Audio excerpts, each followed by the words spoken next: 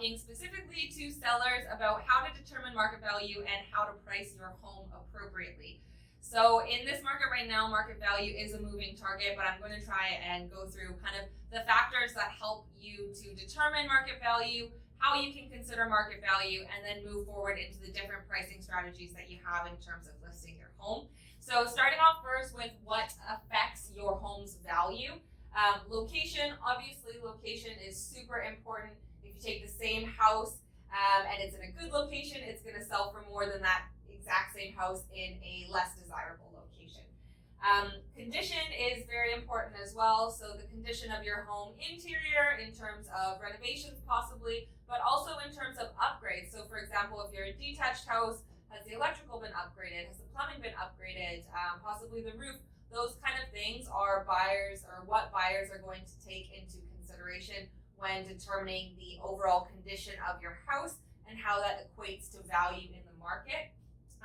Next is style and design. So this is more in the realm of like, you can spend all this money on new carpets, but if they're shag carpets and they're brown and outdated and it doesn't necessarily match the overall like market's aesthetic, then it's not necessarily going to translate into a high ROI. So I think that that's really important for people to understand is just because you put money into the house or into the home doesn't always mean that you're going to get 100% or more ROI if you don't necessarily think about who is buying it and what they're interested in looking in. So style and design in that sense, and also just in terms of architectural design. Maybe a certain style of home is more popular than other styles of home. It could be with regards to the actual construction as well.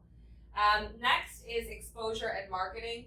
This is more on the realtor side of things, and obviously in terms of who you choose to be your realtor, that is really going to impact the sale of your home in terms of negotiation strategy, but in this sense, more in terms of exposure and marketing. So making sure that your home shows the best online, and that being the first step, is often the gateway into getting them through the door. And then also recommendations in terms of how to stage your home, how to make sure it looks good. Like all of those things really add up. The more exposure you have, the more marketing that you have, the more people that are seeing it, the better off that you will be, because it's very likely that the more people see it, the more offers you will get. So exposure and marketing is very important, because if nobody sees your home or nobody knows about your home, or it's not exposed or marketed properly, then that is definitely going to affect you in terms of what you can sell for. Last but not least is market positioning. This one is almost synonymous with price. Essentially, how you price your home is really a strategy, and that's definitely something that I'm going to get into today. But making sure that you are aligning with the market's expectations so that you are being exposed properly is going to be a very, very important thing when it comes to the value of your home. So all of these things kind of affect the market value of your home: location, condition, style and design, exposure and marketing, and then market positioning / price. What we are looking at when we are doing a market evaluation is we are checking recent sales. And recent sales is a difficult term to explain, because recent can mean a lot of different things depending on the heat of the market. Right now in this market, things are changing on a daily basis, and at the very least a week-to-week basis. So a recent sale could be as recent as yesterday as to how I'm dictating market value. If we are moving in a little bit of a slower market, then maybe recent for me is the last 30, 60, or 90 days, right? So it really does depend on the market and how fast things are moving as to what recent is. But we essentially want the most recent comparables that are also comparable to you in terms of specifically like style and like architectural design, preferably location, and preferably condition if we can. But condition is something that we might be able to factor in plus or minuses for based on renovations, for example. So we're definitely looking at your sales and which homes are most relevant to you in terms of recent comparable sales, and then making any appropriate adjustments, not just in terms of the condition or location, but also in terms of time appreciation or depreciation depending on the market.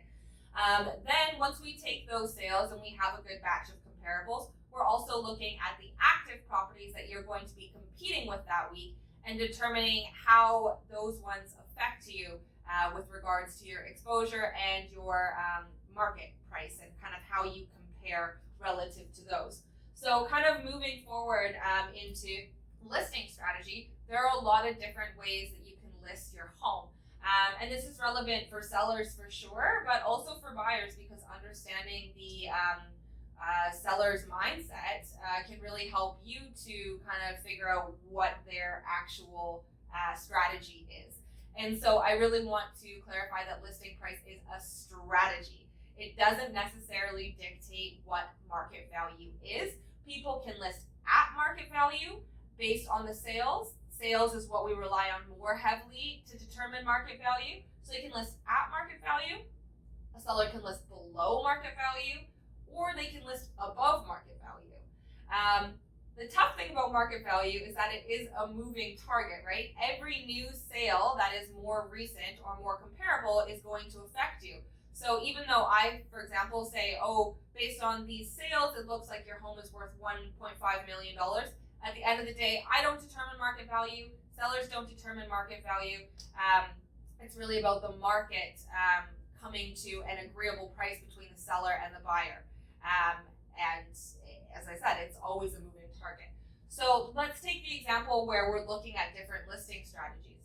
So let's say that based on all the sales, market value is roughly around the $1 million mark. And a lot of the times, if you work with me, I'll give you a range because it's dependent. Different sales may dictate different supporting arguments for what market value could be. So we do have to kind of take it with a grain of salt. So rough market value is around the $1 million mark. I'm sure you guys have seen, especially right now, where people list really low, sometimes even lower than this situation, but let's say 900K. So their neighbor, exactly the same property, exactly the same condition, just sold for $1 million, but they chose to list it at 900K. I have a lot of people ask me, why would they do that, right? Buyers specifically. This is definitely a quantity over quality strategy. Their intention is probably not to take 900K, assuming that we're in a hot market like we are right now. What they're likely going for is multiple offers, and they are trying to drive the price up, right? In this situation, the risk is that what if not everybody understands the difference between listing price and market value, right? So if you only get one offer, but you're listed at 900K, you're probably going to have a pretty hard time convincing that one offer to pay $1 million when they're the only one on the table. So this is really a strategy that is trying to facilitate multiple offers and hopefully drive that price up to market value, which is likely the seller's expectations, or possibly a number that wasn't necessarily fathomable, but was facilitated by crazy multiple offers, subject free, and that frenzy. And maybe they're able to kind of bring that market value up. So this is kind of the pro to this strategy, is you're taking a quantity strategy, hoping for quality, and if you end up creating that frenzy, then it's likely that you may actually be able to push things to subject free or a higher price than maybe what was expected.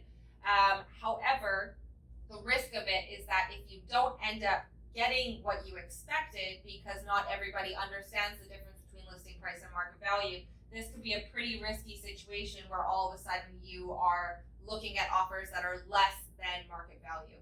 And again, this is assuming a hot market, right? There are different markets where it's a little bit slower, where you kind of have to be above the curve if it's going down, and it might be entirely appropriate to price below market value to facilitate a quick sale, just because the market is heading downwards, right? So that's for another video, but again, this is more so focusing on the current market and just the general pros and cons of above market, below market, or at market strategies. Definitely with below market, one of the big pros is that you are going to be selling quickly in most situations.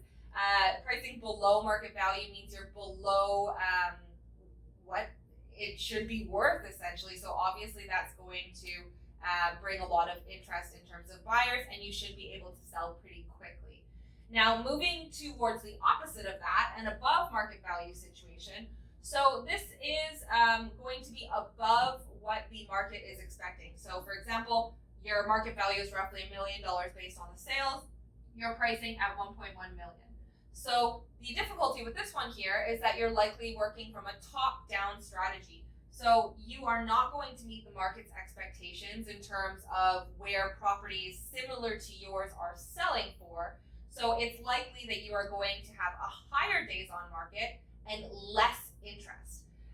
So this would be something that would be likely hindering your exposure because you're not meeting the market's expectations for where that full exposure is, right? So what you'll see a lot of the times is you'll see a below listing price selling price, but that doesn't mean that it's necessarily below market value, right? It's just a different strategy. So for example, if you ended up listing for $1.1 million, but you still ended up with only one offer, you were willing to negotiate and sold for $1 million, well, you still sold for market value, right? But with this one too, some sellers end up getting what they want, right? And even though there's nothing to support $1.1 million or even higher than $1 million, maybe just because of listing price, they end up negotiating to $1.05 million. Well, hey, that's actually above market value. So this you can see how listing price does not mean that you got a good deal or you didn't get a good deal. If somebody is listing low and you pay a higher amount, but it's still at market, you're still paying a fair price. Just because something's listed for above market value and you got a deal from the listing price does not mean that you got a deal in terms of market value. So these are two very, very different things, listing price and market value. Now, another strategy is listing right around market. So again, with the $1 million mark, sorry, things are a little bit marked up right now. But if you're listing around where market value is, around where sales are, it's a fairly safe bet, right? If you don't have buyers that understand the difference between listing price and market value, if you only get one buyer, hey, you're still right around market value. You've pretty much safeguarded yourself, right? And then in the event that maybe you end up getting multiple offers, if you do get multiple offers for that same reason that not everybody understands the difference between listing price and market value, if you have 2, 3, 4, 5 offers and you're listed at market, well, hey, you might end up getting offers above your listing price still, in which case you're almost bringing up market value. So this is the kind of middle ground, and I would say a safe area to be. Again, there's a lot of nuances in terms of listing strategy we have to factor in. As I said, sales, time appreciation, the market, what other inventory is like, what the trends are at that point in time, what other active properties that you're competing with this week have in terms of their strategy and how it affects you. Direction regarding presentation of offers, when we're taking those offers, all of these things get taken into consideration so that we can determine what the appropriate strategy is for you to essentially maximize profit. But maximizing profit, as I said, correlates to this because it's a strategy. Listing price is a strategy. And so really understanding all of those things is going to make sure that you sell for the most amount of money. And that is the goal for most people, right? Of course, with all of this as well, if there's somebody or we're working in a little bit more of a depressed market and we want to take into consideration days on market, you really need to move, then that's another conversation that we need to have, right? It's like, how do we factor in a quick sale that is seamless and stress-free for you, but also doing the best that we can in the market and still trying to maximize that profit. So a lot to consider. This is not something that we expect you to do. This is something that we do day in, day out. We do it for buyers all the time, market analysis. We do it for sellers all the time, market analysis and listing price strategy recommendations. And our main goal is just to help all of our clients make the most educated decision that you possibly can. And at the end of the day, if you are a seller, listing price, listing strategy, that's your decision. It's our job as realtors to help you understand the pros and cons of each strategy, help you determine market value, and offer our recommendations. But that's what they are recommendations, and because this is your life and there are pros and cons, you have to kind of weigh the risks at each strategy based on your personal preferences. So I hope that this video was helpful for you guys. Just as a final recap, again, we have the different things that affect market value that you should really be considering. We have to do market evaluations where we are considering all recent sales, all active properties, what you're competing against in terms of other listing strategies, and how you kind of fit in terms of your pros and cons from that house. And then all of this that we talked about here, talking about listing strategy, we really need to take into consideration what market you're in and what your personal goals are to help decide what the best listing strategy is. The last piece of information that I will give to you guys when you are looking to price your home or you are taking into consideration market value, think about it from the buyer's perspective. Put yourself in their shoes. You really have to be a little bit like desensitized to your home. Like if your home is your home and you've lived there for 30 years, you're going to have a personal attachment to it, but you're still going to need to think about it in terms of what a buyer will see. I say this specifically with regards to condition. A lot of the times people, my home is the best, and this, carpet is where, like, I remember this memory, or all of these things, but you need to think about it in terms of how the buyer is going to perceive your home compared to other properties from a likely a lot less emotional standpoint compared to you. So if you guys do have any questions, definitely you can reach out to me. If you're looking for a market evaluation or you are considering selling your home and are wanting an updated market evaluation and pricing strategy, that's definitely something that I can help with. Again, my name is Mariko, and I'm a realtor with Bridgewell Real Estate Group. We service the Greater Vancouver and Fraser Valley areas, and I would be more than happy to help you. So I hope that this video was helpful. I know it's a lot of information, but it's a very complex topic, and so as I said, feel free to reach out to me anytime. Okay, thank you so much, guys. Have a great day.